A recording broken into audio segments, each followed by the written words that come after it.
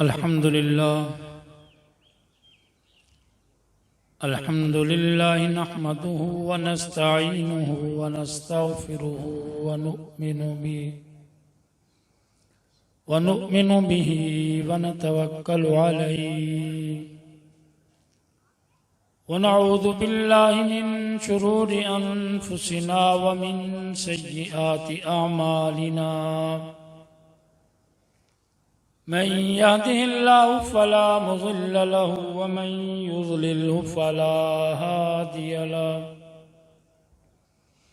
व नशहदु अन ला इलाहा इल्लल्लाहु वहदहु ला शरीक लहु व नशहदु अन्न सय्यिदना व सनदना व मौलाना मुहम्मदन अब्दुहु व रसूलुहु। क़ाल अल्लाहु तबारक व तआला फ़ी कलामिहिल मजीद व फ़ुरक़ानिहिल हमीद। इन्ना अर्सलनाका शाहिदन व मुबश्शिरन व नज़ीरा। सदक़ल्लाहु मौलानल अज़ीम व सदक़ रसूलुहुन नबियुल करीम व नहनु अला ज़ालिका लमिनश शाहिदीन वश्शाकिरीन वल्हम्दुलिल्लाहि रब्बिल आलमीन। हमने हर दौर में तक़दीस रिसालत के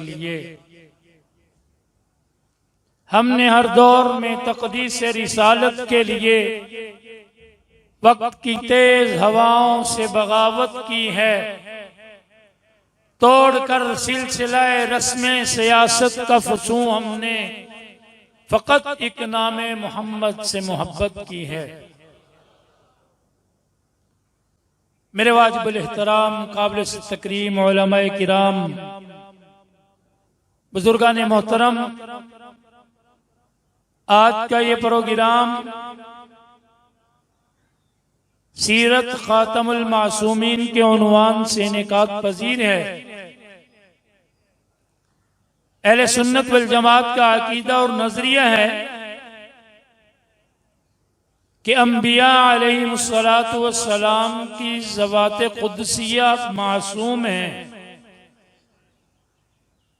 और सबसे आखिरी नबी इमामुल अंबिया फ़ख्रे कौनैन हज़रत मुहम्मदुर रसूलुल्लाह सल्लल्लाहु अलैहि वसल्लम की ज़ात खातमुल मासूमीन में से आखिरी हस्ती है।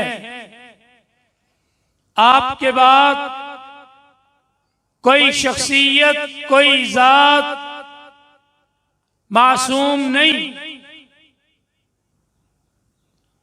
दोस्तों,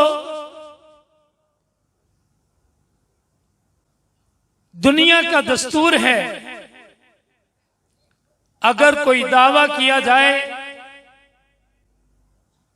तो उस दावे पर गवाह पेश किए जाते हैं। अल्लाह रब्बुल इज्जत ने कुरान पाक के अंदर अपनी उलूहियत का दावा किया तो रब ताला की उलूहियत पर अंबिया की जात गवाह बनी और पैगंबर अलैहिस्सलातु वस्सलाम ने नबुव्वत का दावा किया तो आका की जात पर असहाबे पैगंबर ने गवाही दी।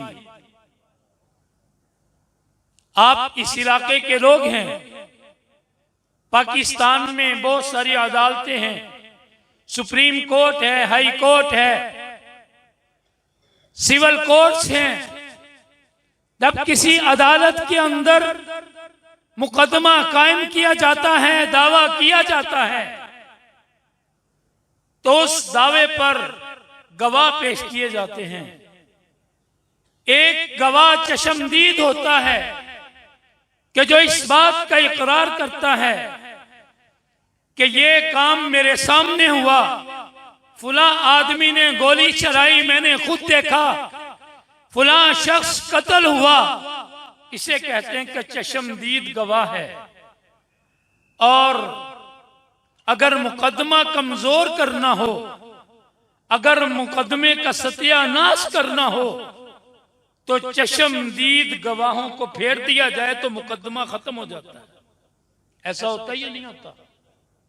तो दोस्तों, अल्लाह की उलूहियत के गवाह अंबिया हैं। अंबिया ने गवाही दी अल्लाह की तौहीद की, और दूसरे गवाह निशानियों के होते हैं कि जो निशानियां देखकर इस बात की गवाही देते हैं कि फुला आदमी ये कैसे जरिए ये वाकया हुआ है। जैसे एक हॉस्पिटल का डॉक्टर खड़ा होकर ऐलान करता है कि मैं इस वाकये का गवाह हूं कि मैंने इस वाकये में पोस्टमार्टम किया है। मौके पर नहीं था लेकिन निशानी का गवाह है। SHO सब इंस्पेक्टर आ जाता है, गवाही देता है कि जी मैंने FIR काटी है। तो दोस्तों, गवाहों की मौजूदगी और गवाहों का पुख्तापन होना मुकदमे के मजबूत होने की दलील होता है। अगर गवाह मजबूत है, गवाह सच्चा है, तो मुकदमे के अंदर कामयाबी मिलेगी। अगर गवाह झूठा है तो उस मुकदमे के अंदर नाकामी मिलेगी। बात समझ में आ रही है?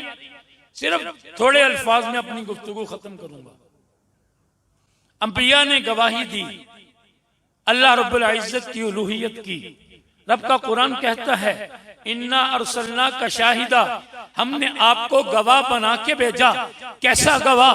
कि ये अल्लाह की जात है, ये वाहदहू ला शरीक है, ये बिगड़ी बनाने वाली है, ये इज्जतों जिल्लतों की मालिक है, ये शर्क व गरब को बनाने वाली है, ये इंसान को खुशियां देने वाली है, ये औलाद देने वाली है, ये इज्जतें देने वाली है। ये वही रब है जो आसमान को सजाता चला गया, जमीन को फैलाता चला गया। इसने दरियाओं को खरोश अता किया है, इसने सूरज को हरारत अता की है, इसने चांद को चमक अता की है। ये वही जात है, ये वाहदहू ला शरीक है। अंबिया ने गवाही दी। हजरत आदम अलैहिस्सलातु वस्सलाम से लेकर इमामुल अंबिया हजरत मुहम्मदुर रसूलुल्लाह तक तमाम अंबिया रब की उलूहियत की गवाही देते चले गए। लेकिन फिर जब मैं देखता हूं कि जब बात पैगंबर की नबूवत की आती है, जब बात पैगंबर की रिसालत की आती है, तो मुझे गवाह सिद्दीक अकबर नजर आता है। हाँ, पैगंबर की नबूवत तब बचेगी जब सिद्दीक को सादिक मानना पड़ेगा। पैगंबर की नबूवत तब बचेगी जब फारूक की अदालत को मानना पड़ेगा। हजरत पैगंबर की नबूवत तब बचेगी जब हजरत उस्मान को हया का किरदार का हामिल समझना पड़ेगा। पैगंबर की नबूवत तब बचेगी जब हैदर कर्रार को शुजाअत का पैकर मानना पड़ेगा। हाँ, तुम कहते हो कि गवाह सच्चा हो, मुकदमा सच्चा होता है, तो ये सिद्दीक ने गवाही दी कि पैगंबर इस दुनिया में आए, पैगंबर ने नबूवत का ऐलान किया। रसूलुल्लाह ताजदारे अंबिया हैं, सरताजुल अंबिया हैं, आका की जात ही है, जिसने कुरान पढ़ के सुनाया, जिसने हदीस पढ़ के सुनाई, जिसने हमें दीन सिखाया, जिसने हमें शरीयत सिखाई, जिसने हमें मसाइल सिखाए, जिसने ये बतलाया कि रब की मंशा क्या है। आज लोग कहते हैं कि तुम तीसरे दर्जे की बात करते हो कि हम साहबा से मोहब्बत रखते हैं, हम नबी से नबी की मोहब्बत की बात नहीं करते। मैं कहता हूं कि ये सहाबा वही हैं जिनके बारे में अल्लाह के पाक नबी ने ऐलान किया था। रात का वक्त था, अरिश में थे, उस खैमे में थे, रात के वक्त रब से गिड़गिड़ा के दुआ किया करते थे।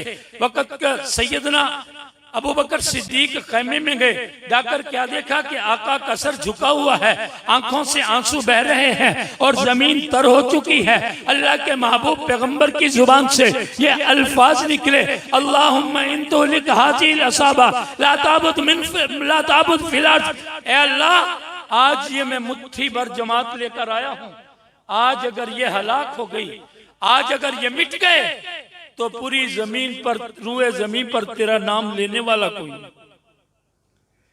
आज सहाबा की जात बाकी होगी तो तभी नबूवत की बात चलेगी, सहाबा की बात बाकी होगी तो तभी नबी की बात समझी जाएगी। हाँ दोस्त, दुश्मन ये समझता है कि नबी की नबुव्वत के गवाह उनको मजरूह कर दिया जाए, उनकी सदाकत से लोगों का ज़हन हटा दिया जाए, फारूक की अदालत से लोगों के ज़हनों को हटा दिया जाए। जब लोग सिद्दीक के बारे में शुकूक व शुबहात में मुब्तला होंगे, जब फारूक के आज़म के हवाले से शुकूक व शुबहात में मुब्तला होंगे, तो सिद्दीक की सदाकत काबिल कबूल नहीं होगी। जब गवाहों के ऊपर उंगलियां उठ गई तो नबी की नबुव्वत कैसे साबित होगी? बात समझ में आ रही है? मुझसे पहले सैयदना सिद्दीक अकबर के हवाले से ये भाई अल्फाज अशार बयान कर रहे थे। एक छोटा सा वाकया सिद्दीक अकबर की जात के हवाले से सुनाकर अपनी गुफ्तगू को समेटता चलूंगा।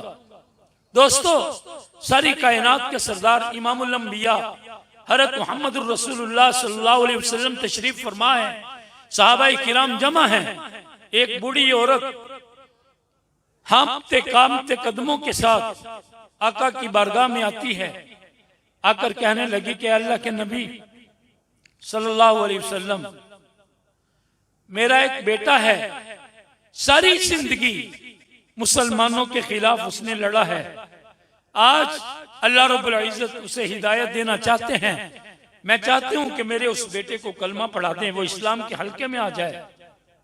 आका दो जहां फरमाने लगे कि ठीक है अम्मा, उस बेटे को ले आओ। वो औरत अपने बेटे को बुलाकर आका की बारगाह में लाती है। पैगंबर अलैहिस्सलातु वस्सलाम कलमा पढ़ाते हैं।